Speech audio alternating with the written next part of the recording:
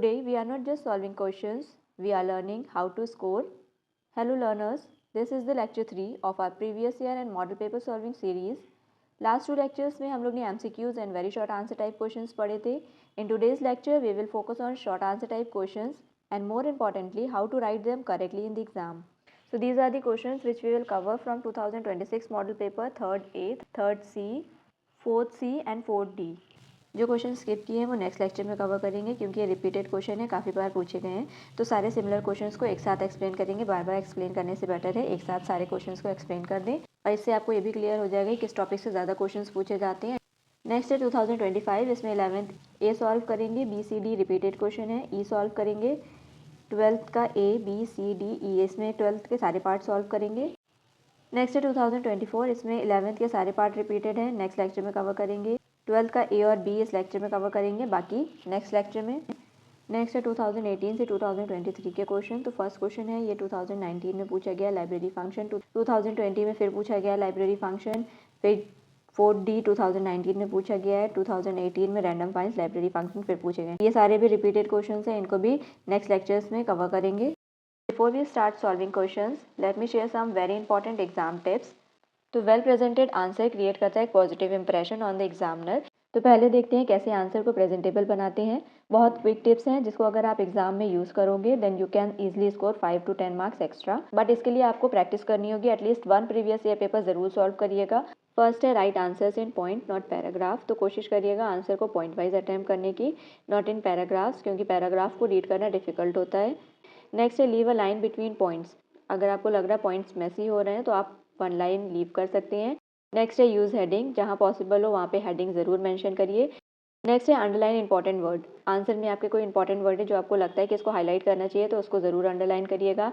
Next है use table for comparison question. Never write comparison in paragraph form. तो जब भी आप कंपैरिजन करें तो हमेशा लाइन ड्रॉ करके करें. जैसे डिफरेंस वाले क्वेश्चंस होते हैं, सपोज डिफरेंस है वाइल और डू वाइल में डिफरेंस लिखना है तो आप उसको हमेशा लाइन ड्रॉ करके पॉइंट वाइज मेंशन करिएगा, ना कि पैराग्राफ वाइज. नेक्स्ट है राइट करेक्ट क्वेश्चन नंबर. जो क्वेश्चन आप अटेम्प्ट कर रहे हैं उसका नंबर करेक्टली मेंशन करें.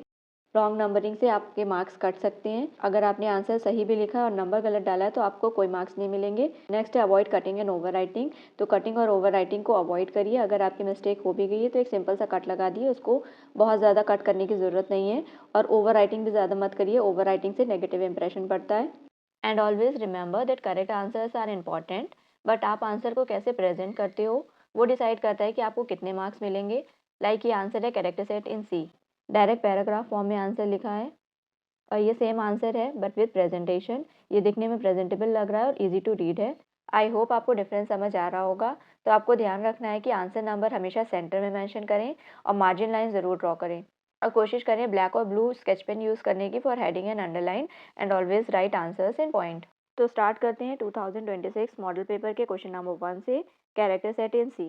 जो 2026, 2020, 2022 में पूछा गया है. What is the C character set? What character does it include? 2026 में 3 मार्क्स में पूछा गया है. Write the character set of C language. 2022 में 4 मार्क्स में पूछा गया है. Explain the character set of C language. 2020 में 4 मार्क्स में पूछा गया है.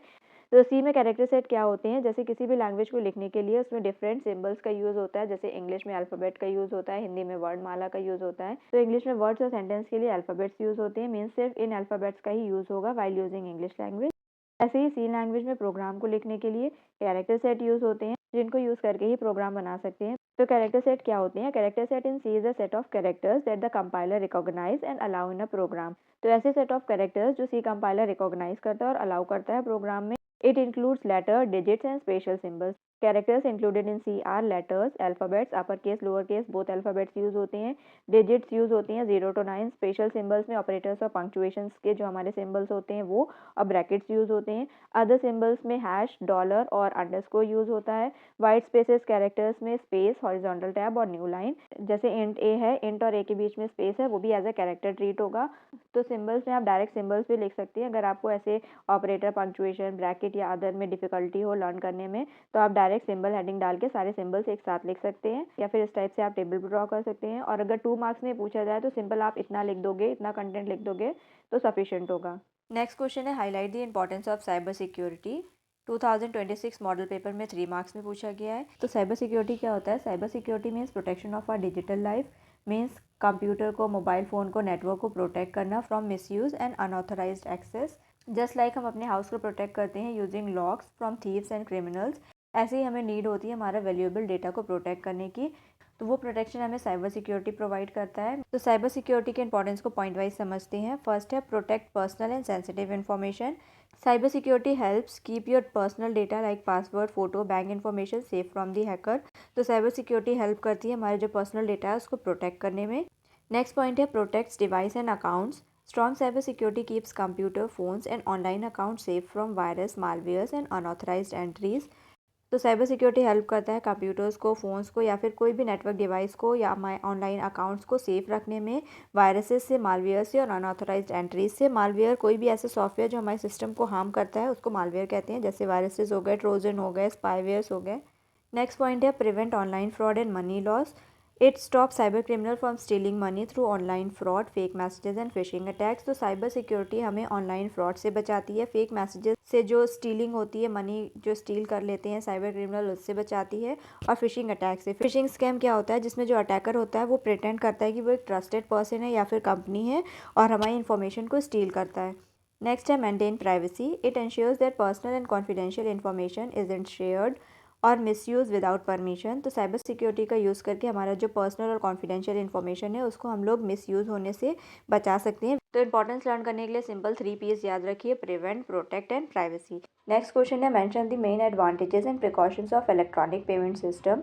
2026 मॉडल पेपर में 3 मार्क्स में पूछा गया है। तो सबसे पहले समझते हैं इलेक्ट्रॉनिक पेमेंट सिस्टम क्या होते हैं। तो इलेक्ट्रॉनिक पेमेंट सिस्टम ऐसे सिस्टम्स होते हैं जो हमें अलाउ करते हैं to send and receive money digitally. Means अगर हम बिना कैश या चेक के मनी को ट्रांसफ़र कर रहे हैं यूजिंग इंटरनेट, उस सिस्टम को कहते हैं इलेक्ट्रॉनिक पेमेंट सिस्टम। तो सबसे पहले advantages of electronic payment system. First point है convenient and fast. Payment can be made any time anywhere using cards, mobile apps and internet banking. Electronic payment system का use करके हम payment कहीं से भी किसी भी टाइम कर सकते हैं यूजिंग कार्ड्स या फिर मोबाइल ऐप्स या इंटरनेट बैंकिंग का यूज़ करके। नेक्स्ट एडवांटेज है reduces need for cash. Less cash handling lowers the risk of theft and make transaction easier. तो जब लेस कैश यूज़ होगा तो चोरी होने का रिस्क कम हो जाएगा, ट्रांजैक्शंस ईजी हो जाएंगी।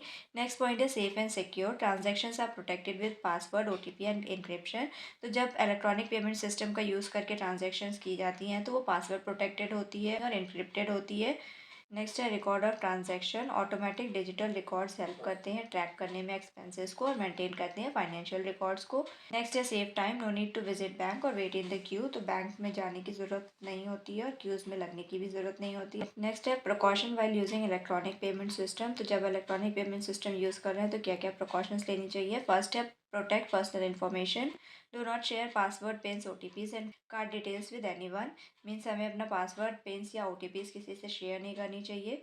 नेक्स्ट है use trusted device and network. तो जो भी नेटवर्क डिवाइसेस आप यूज़ कर रहे हैं या जो भी नेटवर्क यूज़ कर रहे हैं वो ट्रस्टेड होना चाहिए। Avoid using public wifi for transaction. Public wifi का यूज़ ना करें ट्रांजैक्शन के लिए और सिक्योर डिवाइसेस का यूज़ करें। नेक्स्ट है verify website and apps. Always ensure websites और apps are official and have security certificate. Means जो वेबसाइट और ऐप्स यूज़ कर रहे हैं वो हमेशा ऑफिशियल होनी चाहिए और उसमें सिक्योरिटी सर्टिफिकेट होना चाहिए। मीन्स जो वेब एड्रेस होता है उसमें HTTPS होना चाहिए। S मीन्स सिक्योर, मीन्स हमारा जो वेबसाइट है वो सिक्योर है। नेक्स्ट है check bank statement regularly. Review transaction to detect any unauthorised activity early. Next है enable security feature. Use 2-factor authentication, notification and alert for transaction. तो जब आप इलेक्ट्रॉनिक पेमेंट सिस्टम का यूज़ करके ट्रांजैक्शन कर रहे हैं, 2-factor ऑथेंटिकेशन, नोटिफिकेशन और अलर्ट को हमेशा ऑन रखें।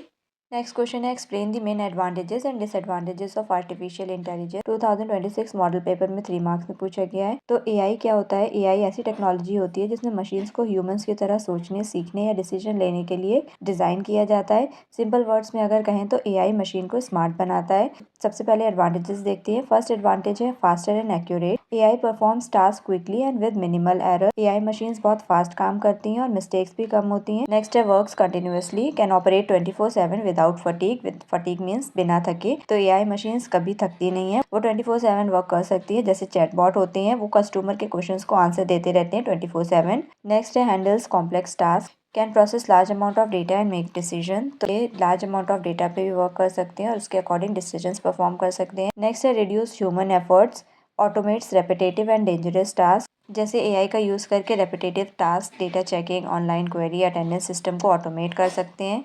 डेंजरस टास्क मीन्स एआई का यूज़ माइनिंग, स्पेस रिसर्च या फिर डिजास्टर मैनेजमेंट में भी होता है जहाँ ह्यूमन लाइफ को डेंजर होता है। नेक्स्ट है डिसएडवांटेजेस ऑफ आर्टिफिशियल इंटेलिजेंस। तो फर्स्ट है job loss. AI and automation की वजह से काफ़ी लोगों की जॉब रिप्लेस हो रही है, may replace human workers in some industry. Next point है high cost, expensive to develop, install and maintain AI system. तो एआई सिस्टम को डेवलप करना, इंस्टॉल करना, मेंटेन करना एक्सपेंसिव है, तो डिसएडवांटेज है कि कॉस्ट ज़्यादा होती है। नेक्स्ट है dependency, excessive reliance on AI can reduce human skills and decision making. तो एआई पे बहुत ज़्यादा रिलाई करने से ह्यूमन स्किल्स और डिसीजन मेकिंग कम हो सकती है। नेक्स्ट है no emotions, can not think creatively और emotionally like humans. Means AI के पास फीलिंग और इमोशंस नहीं होती है, सिर्फ प्रोग्रामिंग के अकॉर्डिंग काम करती है, ह्यूमंस इमोशन को नहीं समझ सकती है। नेक्स्ट क्वेश्चन है write the difference between while and do while loop in C. 2025 में 2 मार्क्स में पूछा गया है। तो जब भी डिफरेंस वाले क्वेश्चंस पूछे जाएं तो लाइन ड्रॉ करके पॉइंट वाइज आंसर मेंशन कीजिएगा। वाइल लूप में फर्स्ट पॉइंट है condition is check before executing the loop. Means इसमें कंडीशन पहले ही चेक हो जाती है लूप के एग्जीक्यूट होने से पहले। डू वाइल में पहले लूप एग्जीक्यूट होता है, बाद में कंडीशन चेक होती है। Condition is checked after executing the loop. Next point है लूप में not run at all if the condition is false. अगर वाइल में कंडीशन फॉल्स होगी तो लूप एक बार भी रन नहीं करेगा। डू वाइल में loop runs at least once even if the condition is false. Do while में कंडीशन फॉल्स भी होगी तो भी एक बार लूप रन करेगा। वाइल में नेक्स्ट पॉइंट है स्टार्ट विद कीवर्ड वाइल। तो वाइल लूप वाइल कीवर्ड से स्टार्ट होता है। डू वाइल में start with the keyword do, तो डू वाइल डू कीवर्ड से स्टार्ट होता है। नेक्स्ट पॉइंट है no semicolon is used after the loop. Loop के बाद कोई भी सेमीकोलन यूज नहीं होता है, but in do while semicolon is used after the loop. Loop जब एंड होता है तो सेमीकोलन लगता है। नेक्स्ट क्वेश्चन है what is an online payment gateway. ये भी 2025 में 2 मार्क्स में पूछा गया है। तो ऑनलाइन पेमेंट गेटवे क्या होता है? Online payment gateway allow secure transfer of money from customer to business. तो जिस सिस्टम का यूज़ किया जाता है कस्टमर से बिजनेस को सेफली मनी को ट्रांसफर करने के लिए, वो होते हैं online payment gateway. It acts as a link between the customer bank and the business for safe transaction. तो ये एक लिंक की तरह वर्क करता है कस्टमर बैंक और बिजनेसेस के बीच में फॉर सेफ ट्रांजैक्शन। थर्ड है it ensure security using encryption technology. Means इसमें पेमेंट को, जो पेमेंट डिटेल है उसको सिक्योर करने के लिए, उसकी सिक्योरिटी के लिए एन्क्रिप्शन टेक्नोलॉजी यूज़ की जाती है। एन्क्रिप्शन मीन्स होता है कोई नॉर्मल रीडेबल डेटा को सीक्रेट कोड में कन्वर्ट कर देना और सिर्फ जो ऑथराइज पर्सन हो वही उसको रीड कर सके। फोर्थ है it is use for online shopping, bill payment and ticket booking. तो ऑनलाइन पेमेंट गेटवे का यूज़ करके हम ऑनलाइन शॉपिंग भी कर सकते हैं, बिल पेमेंट कर सकते हैं, टिकट को बुक कर सकते हैं। It verifies process and confirms payment from both the customer and business end. Means payment gateway ensure करते हैं कि मनी सेफली कस्टमर से सेलर तक पहुंच गया है। एग्जाम्पल है Paytm, Google Pay, PhonePe, PayPal. इनका यूज़ करके क्या करते हैं, मनी को ट्रांसफर करते हैं one person to another person. Means online payment system एक ऐसा डिजिटल प्लेटफॉर्म है जो कस्टमर और बैंक के बीच में पेमेंट को सेफली ट्रांसफर करता है। नेक्स्ट क्वेश्चन है write the main components of drone. 2025 में 2 मार्क्स में पूछा गया है। क्योंकि 2 मार्क्स में पूछा गया है तो इसमें सिर्फ अगर कंपोनेंट्स के नेम मेंशन कर देंगे तो सफिशिएंट होगा। अगर ज़्यादा मार्क्स में पूछा जाए तो कंपोनेंट्स को एक्सप्लेन कर दीजिएगा। तो सबसे पहले है फ्रेम। फ्रेम क्या होता है? फ्रेम ड्रोन का स्केलेटन होता है। इस पर सारे पार्ट्स जो होते हैं वो लगे होते हैं, जैसे मोटर, बैटरी, कंट्रोलर। नेक्स्ट है मोटर्स। मोटर्स ड्रोन को उड़ने में, मीन्स लिफ्ट करने में और मूव करने में हेल्प करते हैं। यूजुअली ड्रोन में 4 मोटर्स होते हैं जो प्रोपेलर्स को घुमाते हैं। नेक्स्ट है प्रोपेलर्स। प्रोपेलर्स क्या होते हैं? प्रोपेलर्स हवा को पुश करते हैं जिससे ड्रोन ऊपर उठता है। नेक्स्ट है बैटरी। बैटरी ड्रोन को पावर सप्लाई देती है। फिफ्थ है flight controller. Flight controller drone का ब्रेन होता है। ये सेंसर से डेटा लेता है और मोटर्स को इंस्ट्रक्शन देता है ताकि ड्रोन जो है बैलेंस और कंट्रोल रहें। नेक्स्ट है सेंसर्स।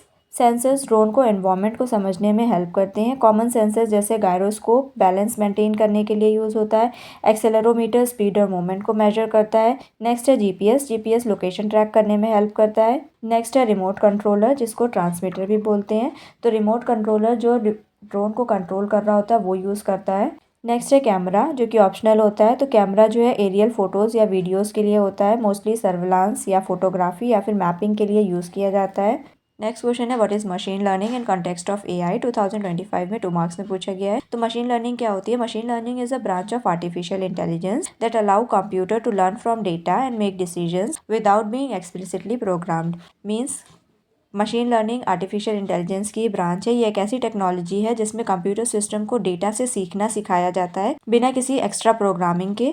मींस कंप्यूटर को हर रूल बताने की बजाय हम उसे एग्जांपल्स मींस डेटा देते हैं और सिस्टम खुद पैटर्न समझ के डिसीजंस लेना सीख जाता है। It helps in predicting result, recognising patterns, improving performance automatically over the time. तो ये अपने आप जो डेटा हमने इसको दिया होगा, फीड किया होगा, उसके अकॉर्डिंग रिजल्ट को प्रिडिक्ट कर सकता है, पैटर्न्स को रिकॉग्नाइज करता है और परफॉर्मेंस को इम्प्रूव करता है। एग्जाम्पल है spam email detection, recommendation system, voice assistant and self driving car. Next question है what is natural language processing NLP and AI. 2025 में 2 मार्क्स में पूछा गया है। तो नेचुरल लैंग्वेज प्रोसेसिंग क्या होता है? Natural language processing is a branch of AI that allows computer to understand, interpret and respond to the human languages. तो एनएलपी भी आर्टिफिशियल इंटेलिजेंस का पार्ट है जो कंप्यूटर को ह्यूमन लैंग्वेज समझने, प्रोसेस करने, रिस्पॉन्ड करने की एबिलिटी देता है। मीन्स एनएलपी की हेल्प से मशीन इंग्लिश, हिंदी या इंग्लिश जैसे लैंग्वेज को समझ सकती है और उन पर काम कर सकती है। It helps machine communicate with human naturally using text and voice. ये हेल्प करती है मशीन्स को वो ह्यूमन से कम्युनिकेट कर सके उनकी नेचुरल लैंग्वेज में, either in voice or in text. जैसे एग्जांपल्स हैं chatbot, Siri, Alexa and Google translator. तो गूगल ट्रांसलेटर क्या करता है? एक लैंग्वेज को दूसरी लैंग्वेज में कन्वर्ट कर देता है। नेक्स्ट क्वेश्चन है व्हाट इज ई गवर्नेंस। 2024 में 2 मार्क्स में पूछा गया है। E-governance is the use of computer and internet by government to provide services to the citizens। तो जब गवर्नमेंट कंप्यूटर और इंटरनेट का यूज करती है सर्विसेज प्रोवाइड करने के लिए सिटीजन्स को, उसको बोलते हैं ई-गवर्नेंस। ई-गवर्नेंस का मतलब है गवर्नमेंट सर्विसेज और इन्फॉर्मेशन को इलेक्ट्रॉनिक मीन्स इंटरनेट, कंप्यूटर या फिर मोबाइल एप्लीकेशंस के थ्रू सिटीजन्स तक पहुंचाती है। नेक्स्ट है it helps people access government services such as certificate, bill payment and applications online. तो ई गवर्नेंस हेल्प करती है सिटीजन्स को कि जो गवर्नमेंट सर्विसेज हैं उसको ऑनलाइन एक्सेस कर सके, जैसे सर्टिफिकेट्स हैं, बिल पेमेंट है या फिर कोई भी एप्लीकेशन है वो ऑनलाइन फिल कर सकती है। It saves time, money and reduce paper work and long queues in the office. तो ई गवर्नेंस का यूज करने से टाइम भी बच रहा है, मनी भी बच रही है, पेपर वर्क भी कम हो रहा है, लाइनों में नहीं लगना पड़ रहा है किसी भी गवर्नमेंट डॉक्यूमेंट्स को बनवाने के लिए। नेक्स्ट क्वेश्चन है what type of a crime is hacking. 2024 में 2 मार्क्स में पूछा गया है। तो hacking is a type of cyber crime in which person gain unauthorized access to the computer system, network और डेटा। तो हैकिंग में क्या होता है, जो पर्सन होता है वो अनऑथराइज्ड एक्सेस मतलब इलीगली एक्सेस कर लेता है कंप्यूटर सिस्टम को या फिर किसी नेटवर्क को या फिर डेटा को। नेक्स्ट पॉइंट है हैकर में steel, modify and destroy data for personal benefit और टू कॉज हार्म। तो हैकर्स अपने पर्सनल बेनिफिट के लिए या किसी को हार्म पहुंचाने के लिए डेटा को स्टील कर लेते हैं या उसको मॉडिफाई कर देते हैं या फिर उसको डिस्ट्रॉय पूरा डिलीट कर देते हैं। एग्जाम्पल है accessing someone's bank account, email या फिर social media without permission. Means किसी का बैंक अकाउंट, ईमेल या फिर सोशल मीडिया अगर किसी ने बिना परमिशन के एक्सेस कर दिया है तो वो होगी हैकिंग, जो कि एक साइबर क्राइम है। नेक्स्ट क्वेश्चन है what is the role of break statement in switch case. 2025 में 2 मार्क्स में पूछा गया है। तो स्विच स्टेटमेंट का यूज़ हम तब करते हैं जब हमें मल्टीपल चॉइसेस में से कोई एक ऑप्शन सेलेक्ट करना होता है। तो स्विच स्टेटमेंट का बेसिक आइडिया है कि स्विच एक एक्सप्रेशन को चेक करता है और उसकी वैल्यू को डिफरेंट केसेस से मैच करता है। जब मैच मिल जाता है तो उस केस का कोड एग्जीक्यूट होता है। ब्रेक स्टेटमेंट का रोल क्या होता है? The break statement is used to exit a switch case after executing a particular case. Break statement का मेन काम होता है स्विच स्टेटमेंट को स्टॉप करना। तो जब किसी केस के एंड में ब्रेक लिखा होता है तो प्रोग्राम स्विच ब्लॉक से बाहर आ जाता है। इससे सिर्फ जो मैच केसेस होते हैं वही एग्जीक्यूट होते हैं, बाकी केसेस एग्जीक्यूट नहीं होते हैं। Without break the program continues to execute the next case even if they don't match. और अगर ब्रेक नहीं यूज करेंगे जो प्रोग्राम में जो बाकी केसेस हैं, नेक्स्ट केसेस हैं, वो भी एग्जीक्यूट हो जाएंगे इवन जब केस मैच नहीं हो रहा होगा फिर भी। It helps in preventing unwanted execution of multiple cases. तो ये ब्रेक हेल्प करता है कि अनवांटेड एग्जीक्यूशन ना हो, जो केस मैच हो रहा हो बस उसी के करस्पॉन्डिंग जो कोड हो वो एग्जीक्यूट हो। नेक्स्ट क्वेश्चन है which type of e commerce refers to the transactions between consumer and businesses. 2025 में 2 मार्क्स में पूछा गया है।